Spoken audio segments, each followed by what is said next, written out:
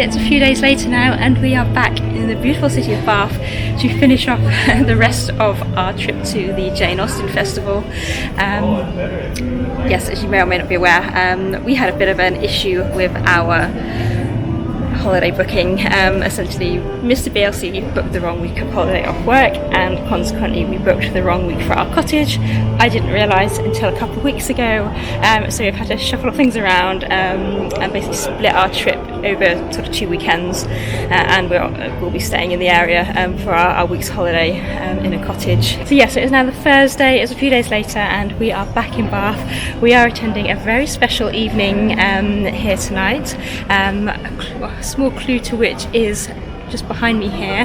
This is the Roman baths here in Bath, which of course is what the city is famous for. It's hot springs and it's Roman bathhouse that was established here nearly 2,000 years ago.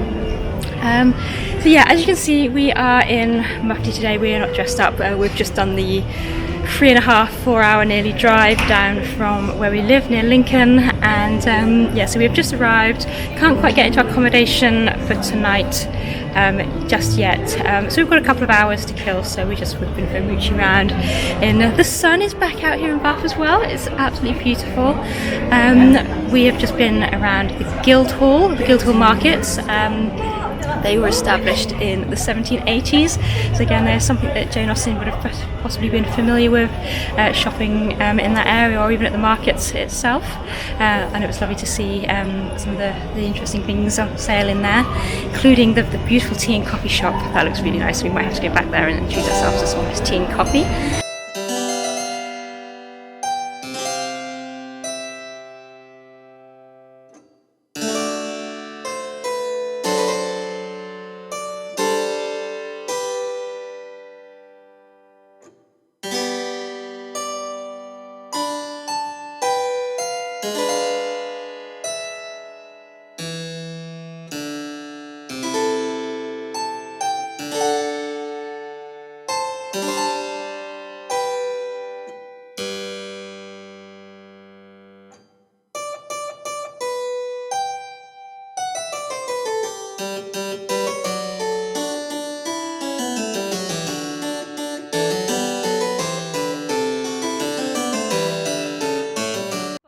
Before we need to sort of head back and can get into our accommodation.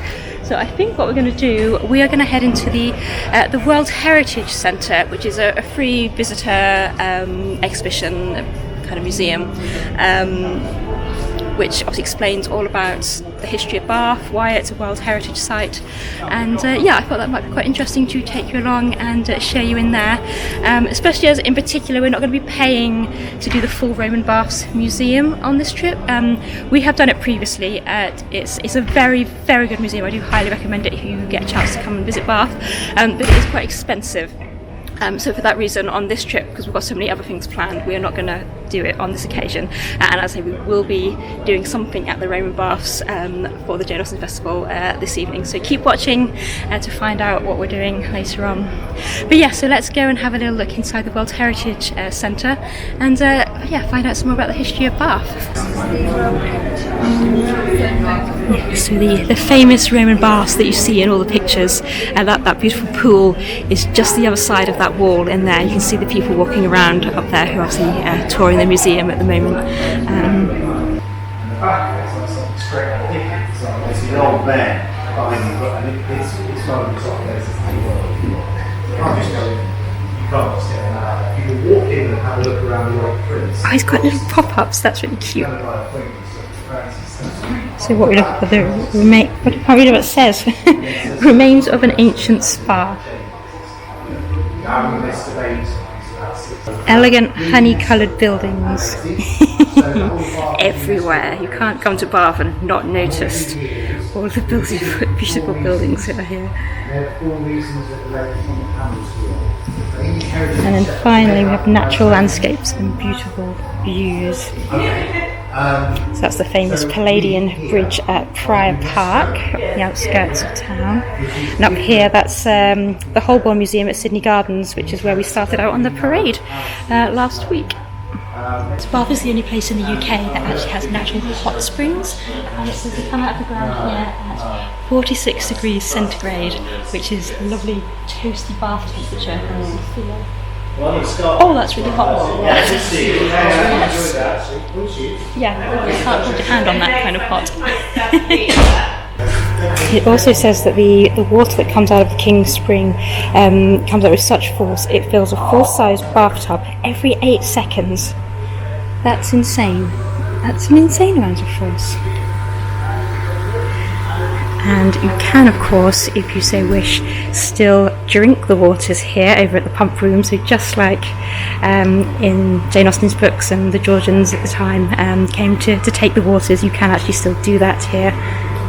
This is more my cup of tea.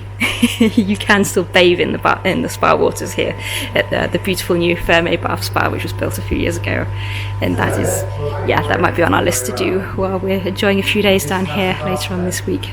Yes. It still blows my mind that this was 2,000 years ago. We had building a city like this. That's 2,000 years ago. It's insane. And here it is today. And I love that you can kind of still just see the traces of where the Roman sort of town outline used to be.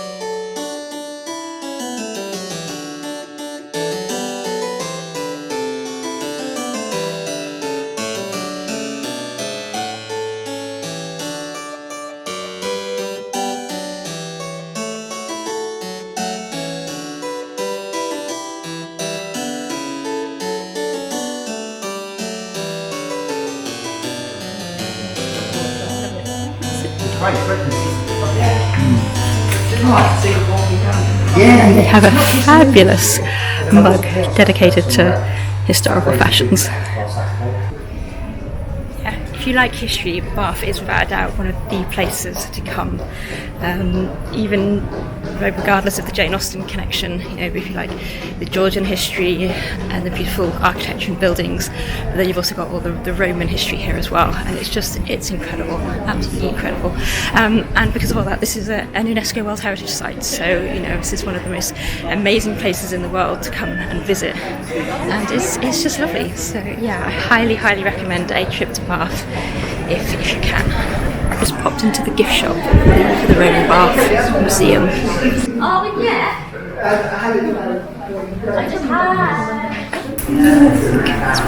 Beautiful watercolour silk scarves.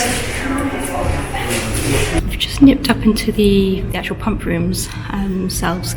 You can just pop your head in the door because it's operates as an actual a tea room and restaurant now, so but you can just come in for a quick little look around without disturbing people having their afternoon teas. But out this window here you can see this is of the Roman remains of the King's Bath, which is actually where the hot water spring sort of bubbles up to the surface.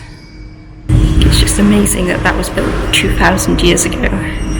Well, I'm sure glad that going to the spa doesn't look like that anymore, because I'm not sure I would bother,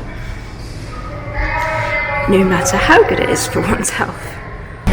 So the Romans dedicated the sacred waters here to their goddess Sulis Minerva, and she's the famous the head that you can see. They actually found that head in the remains of the Roman baths here. And and another thing is that Bath itself is surrounded by 7 hills, which is just like Rome. So you can understand why the Romans absolutely revered this place. So this is the modern Ferme bath spa, where you can still take the waters in their modern 21st century pools and steam rooms. They have a beautiful rooftop pool actually with a stunning view around the hills and the skyline of Bath, and they do a twilight package as well, which is if you just catch it at sunset, that's just stunning. Just over here on the other side of the road is the Cross Bath and the Cross Spring, where you can actually still bathe in essentially the original springs. Obviously it's been modernised for the 21st century, but that's glass there. But look at that, how beautiful does that look in there? I think you can hire this for private parties of up to 10 people, or if you got lucky you could just book a session in here and there'd be nobody else in here, and you would basically have your own little spa session. How nice would that be? And that is a Grade 1 listed building and a certified sacred site as well. So yeah, what could be a more special place to have a little spa afternoon? That's a bit better. I made it just ready for my evening soiree at the Roman Baths, the Jane Austen Festival, but we are going to grab some dinner first. So we have booked the famous Sally Lunn's Eating House for our dinner this evening. So Sally Lunn's is one of the oldest buildings in Bath, and it's certainly renowned for being one of the oldest eating places in Bath as well. And it is famous for the Sally Lunn bun, which is a very special bread bun that they make here. It's a very particular recipe, but I believe it was brought over in the 1600s by Sally Lunn. And they still serve it here today, and a lot of the food that they serve here in the restaurant has a kind of 18th century kind of a period feel to it. So they serve things like trencher meals, which back in the day before we had proper plates, knives and cutlery and all that kind of thing, food was served in a big bread bowl called a trencher, and then the bread would obviously mop up all the gravy and the juices and things like that. And yeah, that was a trencher meal. So I'm excited to eat here this evening and see what delicious things they have on the menu. And then we will be heading over to the Roman Baths for our rather elegant torchlit soiree this evening. So do keep watching. Just wrecking the joint as I leave.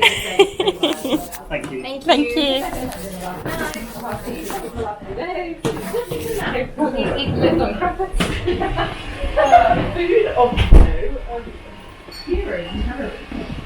Sorry. Thank you. Very handsome. Carpets are essential. We'll show you how far away you live. Oh, you actually live here? You live here. I was like, talk about jammy for saying you weren't even coming, and then you're like literally living here. We'll come for a couple of days. I might have persuaded her. I was like, I've got this house. we did like messaging, oh please come. Open that door. This is our front door. Oh wow, that's amazing.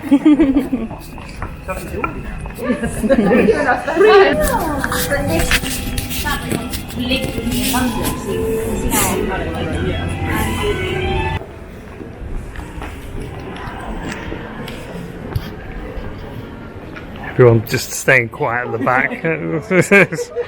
Well, you should have bought tickets.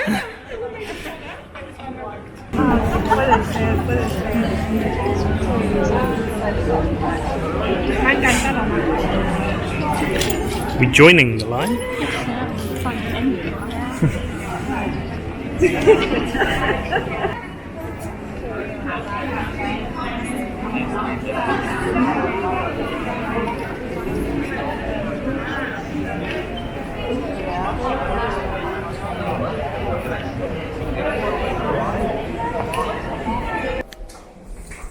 Just to let you know that you're near the behind you, but don't steady going into the bus because it's quite slippery when you go.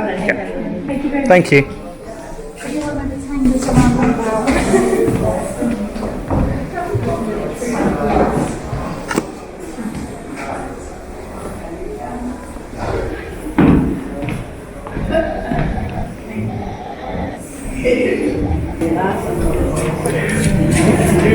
welcome to the bath. You've got your ticket now. Well done.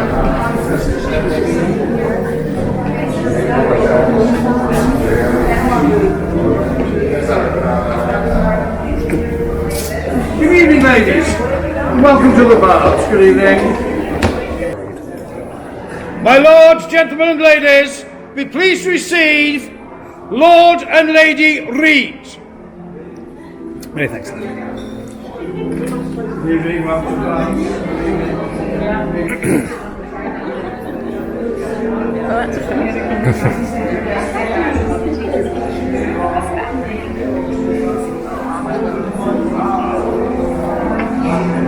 My lords, ladies and gentlemen, be pleased to receive Lord and Lady Hill of Canada.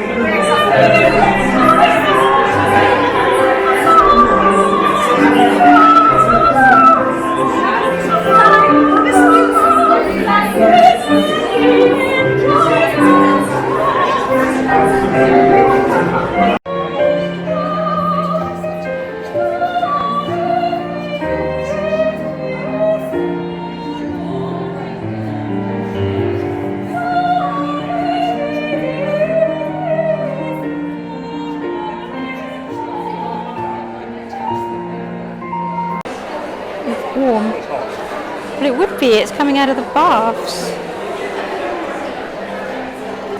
Yeah, but this little rivulet inlet here, basically where the spring comes up under there and feeds in to the Roman baths right here. That's one of the things, when I said earlier about visiting the Roman Baths Museum here, it's not just this. There's so much more to it than this. Because I didn't realise until I came here that Roman Bath is most of it still exists quite considerably below street level. Modern street level is way above. If you look up here at those windows up there, that's the back of the pump rooms, which obviously opens out onto the streets, and that's a street level. And obviously we're down here. So when you explore the rest of the museum, it basically takes you through where they found the temple and lots of remains of the Roman city of Bath, or Aquasulis as it was called in Roman times. But yeah, it's just incredible. There's so much just hidden underneath the streets of Bath, and it's very, very well worth coming to visit the museum here if you get a chance. Highly, highly recommend it. To try the spa water. No, I can't, because I can't get a cup. Oh no. I mean, it looks okay. Oh no. For YouTube.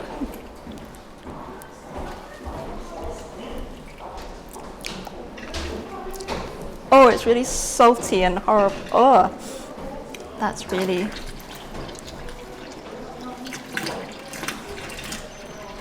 It's warm. It's like drinking warm tap water. That's really... Oh. I'm healthy now. I've taken the waters in Bath.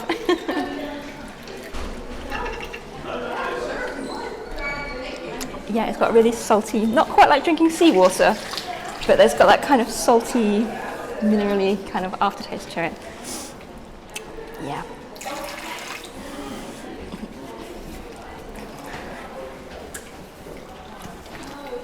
Would Mr. BLC like to try some water too?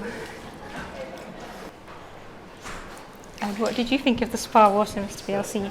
Sorry? Disgusting. Disgusting.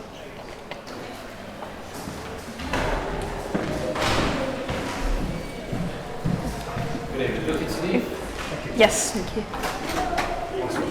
Thank you.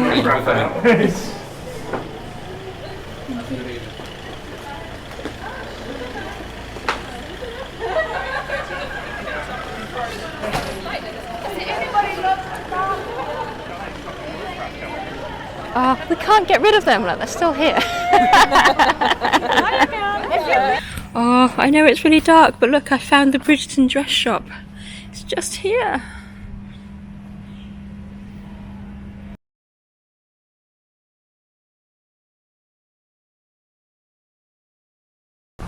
So, this is the reason white-coloured clothes were perhaps associated with manual labour, travel, and they're not the thing you're going to wear for your evening dress.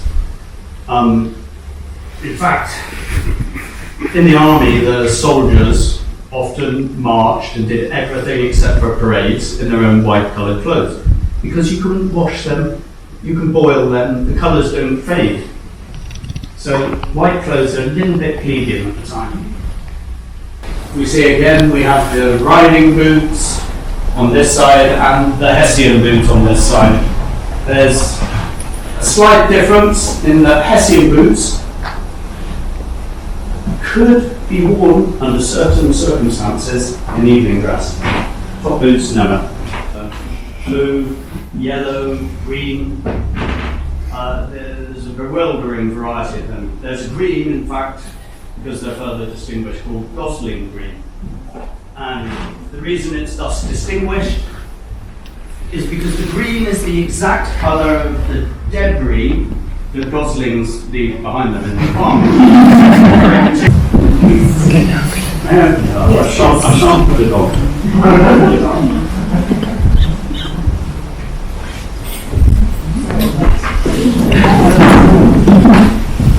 Here we go.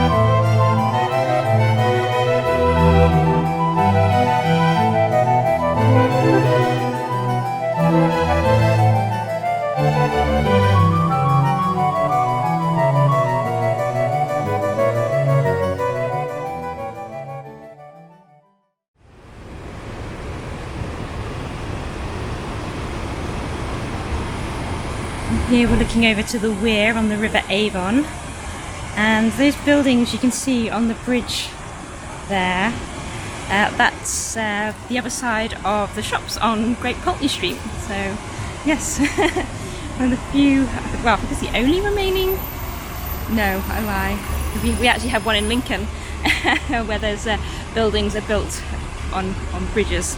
But this is basically how they used to build bridges, and I think very famously London Bridge, you know, in the song London Bridge is Falling Down, was a bridge like this that would have had shops and buildings built along it. So yeah, it's amazing that that still exists and survives. But we do have one, not as big a grander version as this, but in Lincoln. By the way, hello. It's another day here at the Jane Austen Festival in Bath. I'm afraid I've been very lax at filming to camera this morning, but it's been a bit hectic. We had to get out of our accommodation this morning before we head over to our cottage for the week later on today. But we had, as you'll have seen, we went to a very interesting fashion talk on men's Regency costumes by the author Ben Townsend. So I'm just trying to cross the road here in Bath. It's probably not sensible trying to do this in camera while I'm waiting for the crossing. Red light. Yes, the aesthetic noise of British street crossings. Yes, so we went to a very interesting talk by the author Ben Townsend on Regency men's fashions and how Jane Austen might have envisioned her characters, even though she doesn't actually describe them very well in her books. It's kind of left to our imagination, our interpretation. Yes, so we went there, and on the way down to there we passed by George Bainton's famous bookstore and bookbinding establishment, where they have lots of very beautiful old books in there. And as you will have probably seen, they had a lovely section of 19th century fashion plates. So yes, that got me very excited. I may have purchased one. I will do a little haul of everything that I've bought while I've been here in Bath at some point in this video. But yes, keep watching for that. So yes, so we're just perambulating around Bath for an hour or two before we can access our cottage a bit later. And so I'm just going to do a little bit of shopping, looking around. I think Mr. BLC's got his eye on buying some Turkish delight, and probably going to the fudge kitchen as well. And I want to go to some more bookshops because why not? This is Topping and Company. I'm excited. This looks like a kind of place I can lose myself in for a few hours.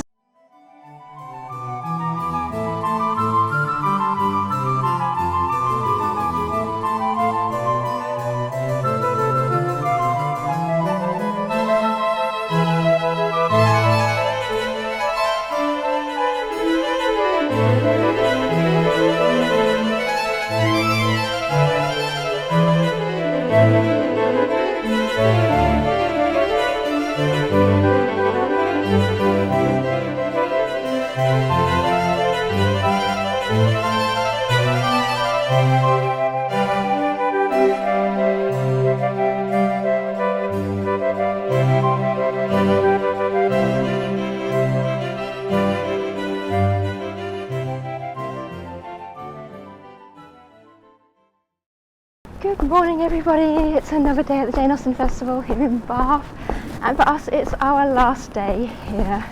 And as you can see, the weather has changed a bit today. It's a bit damp and drizzly, but never mind. I have my trusty brolly, just like Captain Wentworth, I came prepared for the Bath weather. Yes, so today this morning, I'm heading down to another talk presentation and a book signing with an author. I'm going to the presentation on the book called Jane Austen's Wardrobe.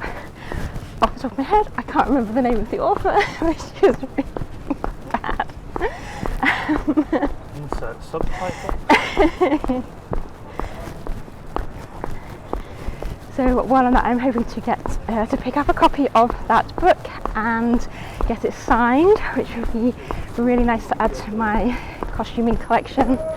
So the book itself, it's based on Jane Austen's letters to, I think most notably, her sister Cassandra. And as I mentioned in the talk yesterday on Regency men's costume, Jane Austen doesn't talk about the fashions a lot in her books. There's bits and pieces here and there, but there's never any great description of the costumes and the clothing that is worn. I think probably because she was writing in a time that was contemporary to her, so she probably just didn't feel the need to, go into great descriptive lengths of, what people were wearing, because it just wasn't necessary, because she just assumed her readers would know. But obviously for us, as a modern audience, we need to do a bit more work to discern what her understanding of clothing was. But as I understand it, in her letters, she does write quite a bit about clothing and fashion to her sisters and things like that. So I'm interested to find out more about this book and the research within it, and I'm sure it's going to be really, really interesting. So that's my plan for this morning. I'm going to be on my own. Mr. BLC was not interested in doing this talk, so I'm going to send Mr. BLC off to do some fudge shopping, and he's also going to go and see if he can book our spa session for later on this week. It's one of our little treats to ourselves. So yes. Not out of breath at all. Not at all, apparently. Talking and walking. We'll do it. When it's on the basis of,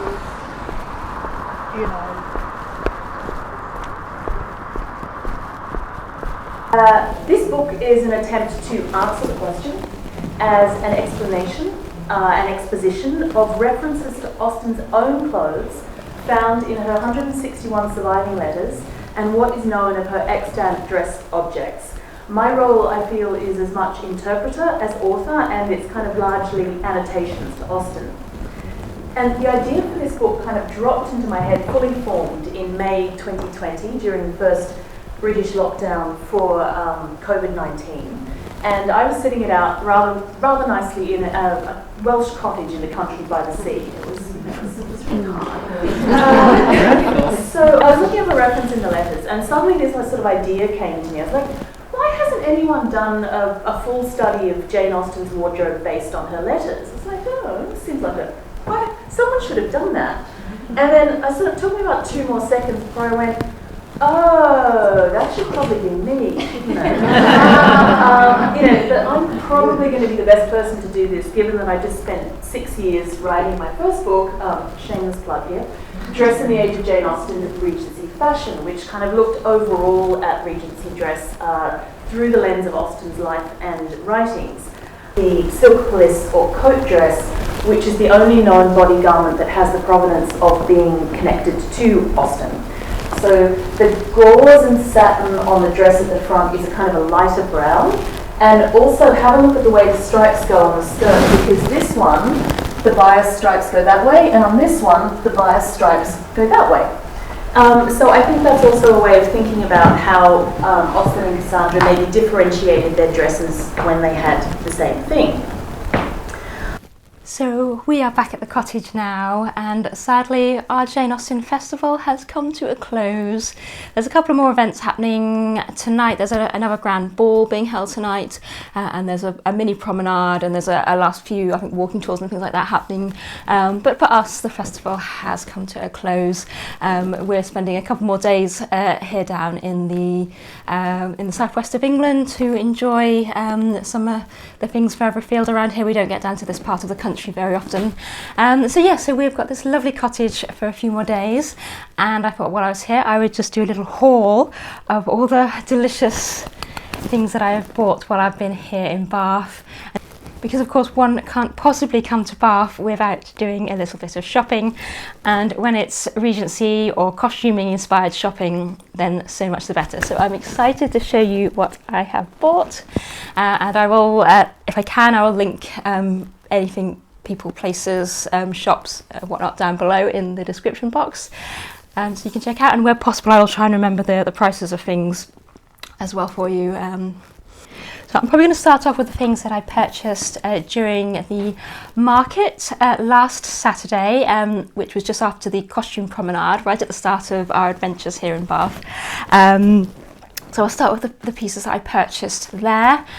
Other than, and you've already seen this purchase, my bonnet, which I did buy at that point as well. That's kind of my big purchase that I've made while I've been here this week. So I'll save that to the end so I can get it out and show it to you properly in a bit more detail. So to start with, I picked up some pairs of gloves.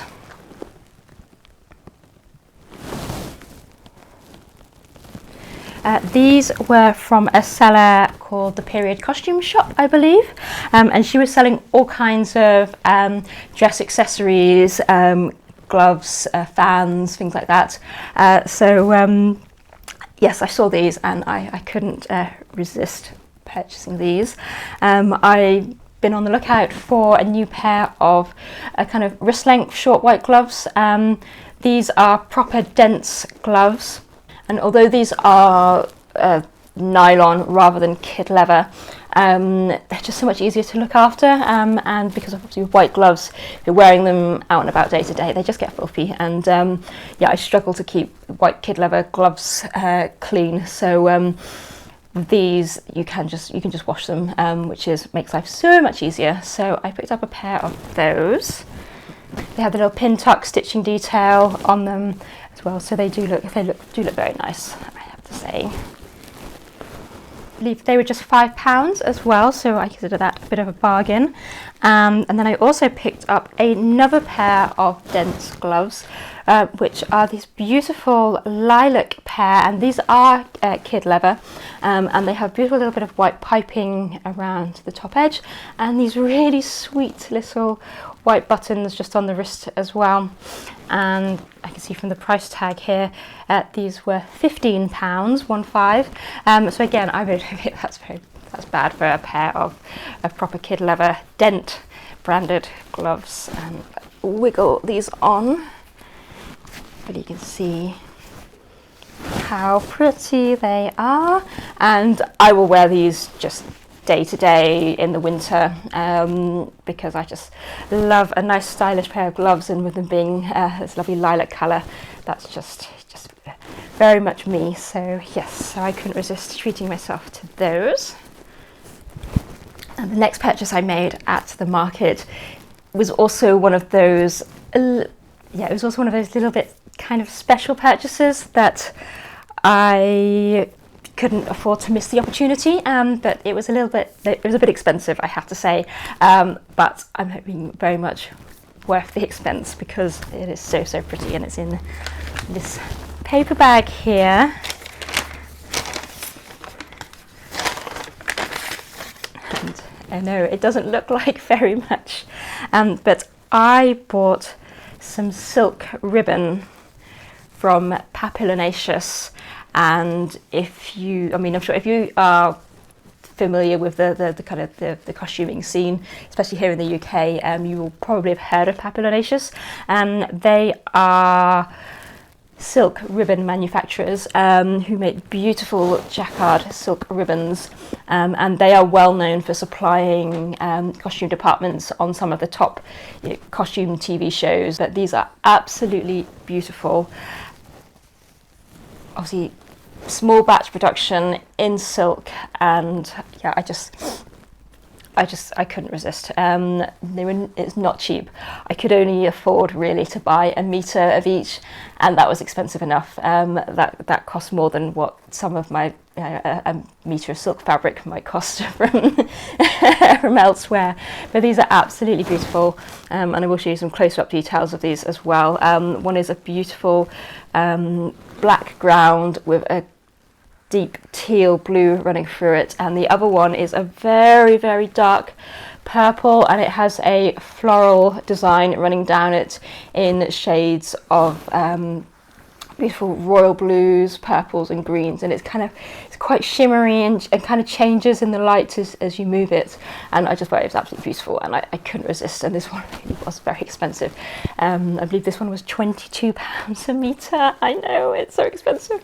And I think this one was it's either 18 or 14, I might have to double check, but yeah, again, not cheap by any means, and I don't really have a project in mind for these, but it was one of those opportunities, so it was really nice to chat to them and be able to buy some of their beautiful ribbon, and I will keep it nice and safe until I can find a special project in mind, probably a project where I don't have to cut this ribbon, and because I'm not sure I dare.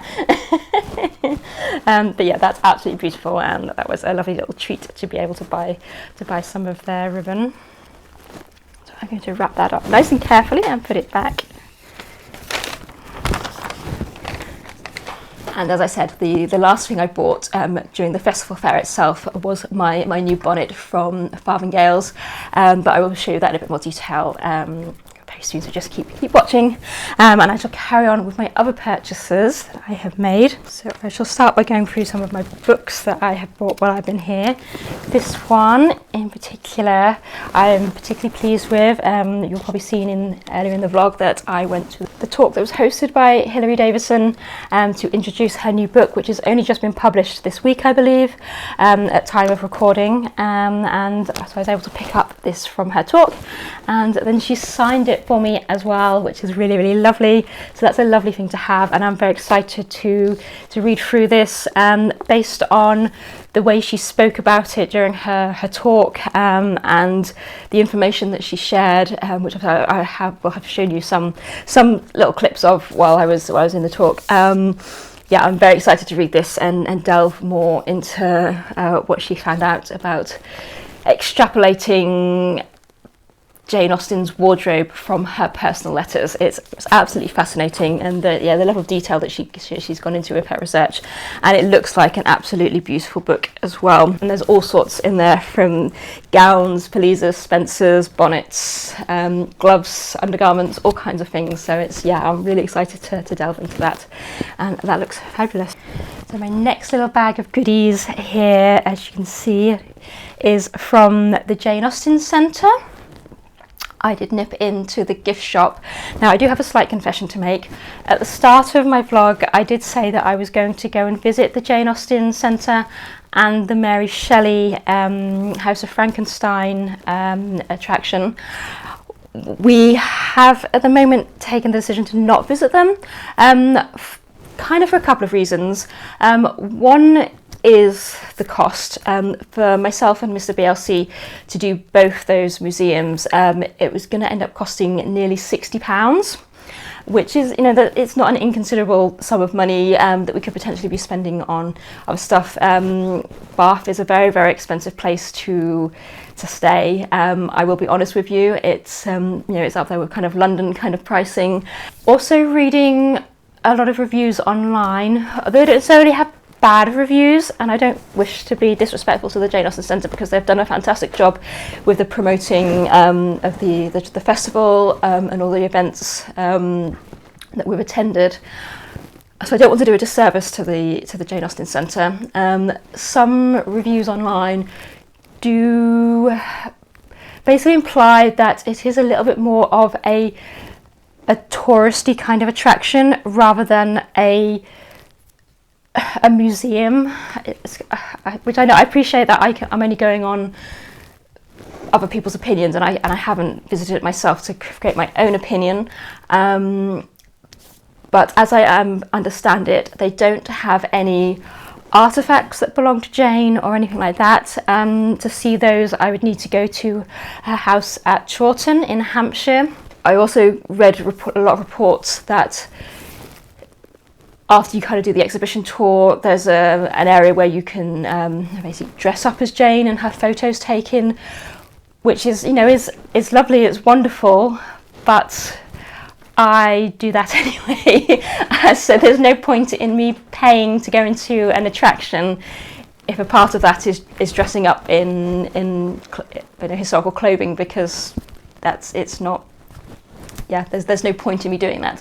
by all means, let me know in the comments if you think that's a bad decision, or I should, form my own opinion and go visit it. And maybe perhaps next year, if I come back, I will take you along and we can do a visit there. And we kind of decided the same thing about the Mary Shelley exhibition as well.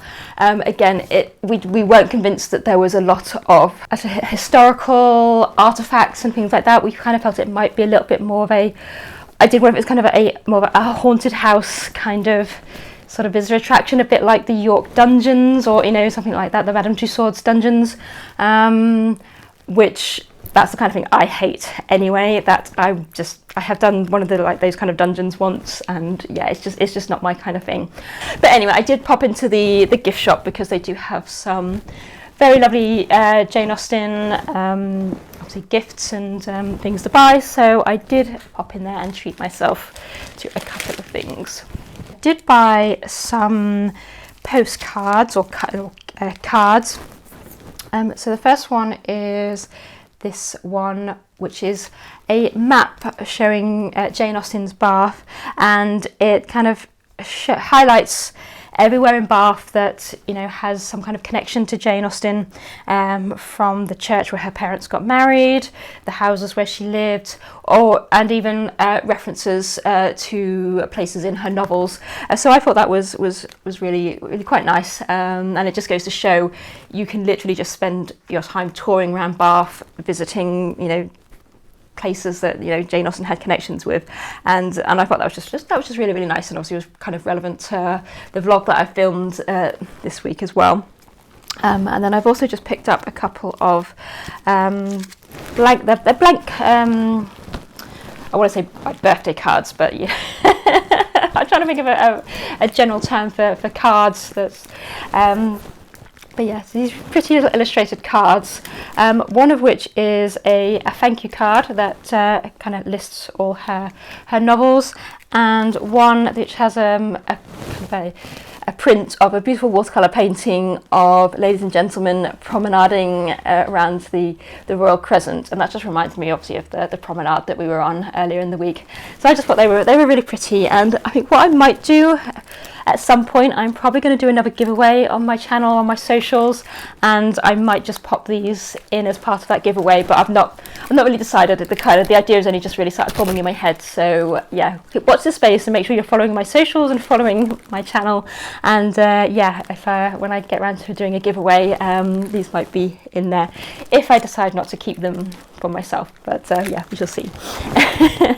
And then the final thing that I just bought from the Jane Austen Centre is a beautiful edition of Northanger Abbey. I did kind of want to treat myself to a new copy of one of her books, particularly one of the ones that is set in Bath, so that's Northanger Abbey or Persuasion. Northanger Abbey is actually my favourite of Austen novels, very much because I've always kind of identified with Catherine Morland, certainly as my younger self. I was very much, felt very much like her, always kind of in a dream world, always reading books and novels, kind of always losing myself in kind of a sort of a fantasies and that kind of thing. So yeah, I always kind of identified with Catherine very much. And although as I've got older, I'm probably not quite as naive, as Catherine is, because obviously she was very young, and yeah, this is one of my favourites. And as I've got older, I think Persuasion is actually becoming one of my favourites as well. It never used to be, because I think when I was younger, I always found Persuasion is much more of a mature novel, in that her characters are a lot older, and kind of the experiences of Anne and Captain Wentworth probably doesn't resonate quite so much with me as a younger person. But as I've got older and more life experience, I think you can see Persuasion through different eyes, and yeah, I like Persuasion a lot more now than I did when I was younger. But this is an absolutely beautiful copy of Northanger Abbey. They didn't have Persuasion in these editions, unfortunately, so I bought Northanger Abbey. Absolutely beautiful, with that metallic sheen to it. It's absolutely lovely, sort of the gothic colours of the black and purple. I thought that was very apt and very pretty. So yeah, I'm pleased to have this added to my collection because it's just really pretty, and you can never have enough pretty books in my opinion. So this book cost £20, obviously not cheap, but you know, for a nice edition it's not a bad price. So it's a hardback, so yeah, £20 for that. And I think the postcards were a couple of pounds each, £2.50, something like that. So my next purchase comes from George Bainton, which you will have seen in the vlog, was that very beautiful oldie worldy bookshop. You actually had to ring the bell to be allowed in. I hadn't quite realised until I walked up to the door that that's what you had to do, and quite what a antiquarian kind of bookshop it was until we got inside. However, it was worth actually going in there, because it's one of the places that it was a little bit intimidating kind of when you walked in. You kind of think, well, why should I be in here? I'm clearly not going to be able to afford any of the books in here. But I was pleasantly surprised, and as you saw in the video, they had beautiful a room full of artwork and illustrations, and they had fashion plates. So I have treated myself to an original Victorian fashion plate, which I'm going to show you now. Now sadly they didn't have any early, ideally Regency fashion plates. That would have been amazing if they had, but they didn't. And I would have loved if they'd have had like bustle dress fashion plates or something like that, and again they didn't. They only had 1840s fashion plates in, but you know, what's a girl to do? I couldn't resist, so I did treat myself to this one. It's one of the ones that appealed to me the most. I will say the 1840s isn't my favourite era for fashion, but I do dabble in it, and some of you may know if you follow my socials or my shop on Etsy. I sell an 1840s dress, which you can have made up to your specifications. So it's nice to have just a little bit of, you know, an original source material for the 1840s. So I picked this one. I particularly liked it. I like the colours in it because I thought if I'm going to put this up on the wall, probably I'll get it framed and I'm going to put it on the wall in my sewing room. The colours work with kind of my business branding, kind of those nice deep colours, deep blues and things like that. So that's why this one kind of jumped out at me. And I particularly like this dress here, which is made, it looks like it's the way it's been painted and coloured in, it looks like it's supposed to be a colour changing fabric, a beautiful two-tone silk. So I thought that was really pretty, and I just love the way they've captured that in the watercolour. So yeah, so that was my little treat from there, and this cost £20, which again, I don't think that's bad for an original 1840s costume print. I mean, it's nearly 200 years old. Nearly 200 years old, yeah. So I thought that was rather nice to again add to my collection of kind of original costuming pieces. And of course, then my final thing that I've got to show you is my special big purchase that I made, which is in this lovely exciting cardboard box, which is branded with Farthingale historical hats, and it was tied up with string as well originally. And I just thought that was just really lovely, and just a nice little thing, you know, having a cardboard package tied up with string, and something really charming about that. And obviously you will have seen this hat in the vlog because I basically wore it straight away. I'd spotted this on their Instagram, so where they put up all their hats as they're making them, and they've been teasing all the hats that they were bringing along to the festival fair here in Bath, and there was a couple that I spotted, and I went with the idea that I wanted something that was going to match my other Spencer, my dark teal Spencer that I made, and I didn't have time to trim up a hat or make a hat myself or a bonnet myself. So so I very much went to the market with the intention of purchasing a bonnet from them, ready for my photo shoot just a few hours later. And yeah, this is the bonnet that I bought.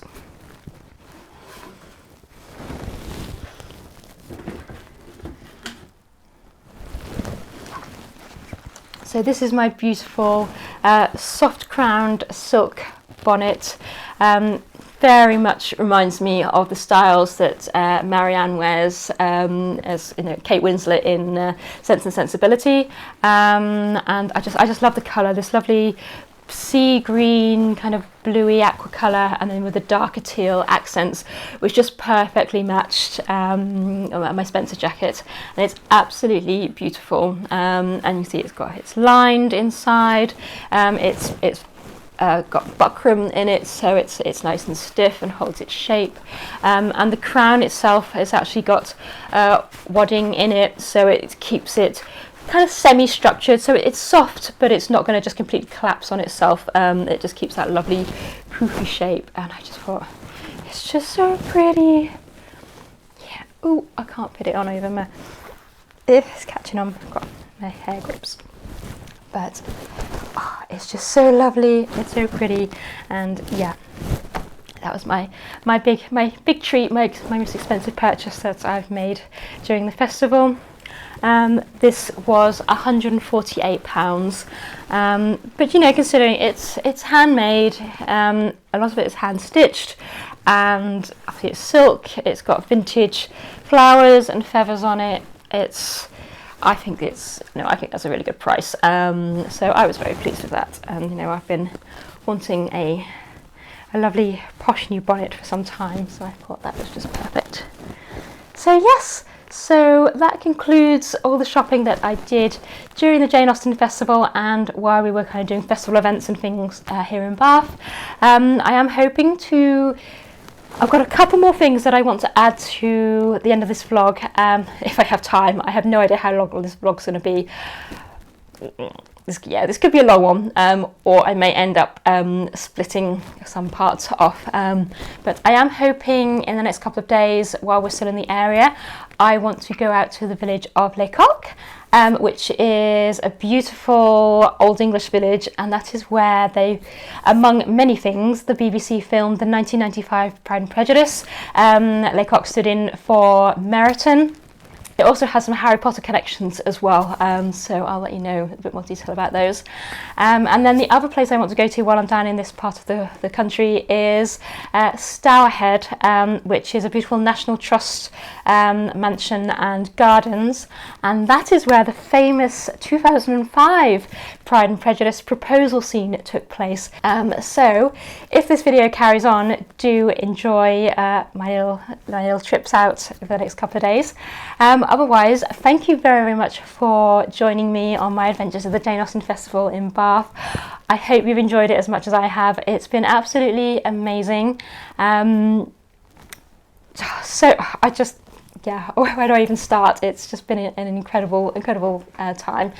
So many lovely people, so many people who've complimented me on my outfits, people in their own beautiful outfits, lots of, from novice sewers to established costumiers, historians. It's just been so lovely, and when we all have that shared love of Austen and the legacy that she left for us, and of course what we have today in her TV and film adaptations, it's just so lovely to be part of that community, and I'm so glad that I've been able to share that with you. So if you've enjoyed this video, please do leave me a comment down below, that would really help my channel out and help YouTube to push out my video to more people. Also make sure you like the video as well, and if you would like to see more of these kind of vlogs, do subscribe to my channel so you can be sure to be notified when my next video goes out. So thank you again for watching, and I'll see you in my next video. Bye!